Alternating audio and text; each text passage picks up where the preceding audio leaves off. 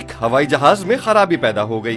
जहाज के मालिक ने बहुत से इंजीनियर्स की मदद ली, लेकिन उनमें से किसी भी इंजीनियर को ये मालूम न हो सका कि जहाज में खराबी क्या है। जहाज के मालिक को किसी ने एक बूढ़े इंजीनियर का पता दिया। उसने उस बूढ़े इंजीनियर को बुलाया। बूढ़े इंजीनियर ने पहुंचते ही जहाज के इंजन का मुआयना शुरू किया। जहाज का मालिक भी वहां मौजूद था और सोच रहा था कि ये बूढ़ा इंजीनियर आखिर कर क्या रहा है।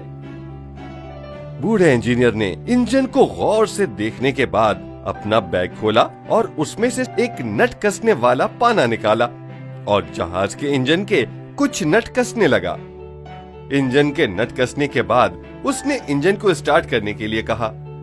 जहाज के कप्तान ने जब इंजन स्टार्ट किया तो इंजन फौरन स्टार्ट हो गया। बूढ़े इंजीनियर ने अपने पाने को एहतियात से अपने बैग में डाला और चलता बना। जहाज के मालिक को बूढ़े इंजीनियर ने 2.5 लाख रुपए का बिल भेज दिया। बिल देखकर मालिक चिल्ला उठा, सिर्फ एक पाने से कुछ नट कसने के 2.5 लाख रुपए। जहाज के मालिक ने बूढ़े इंजीनियर को एक खत लिखा कि आपने जो जो काम किया उस काम का अलग अलग बिल भेज दें।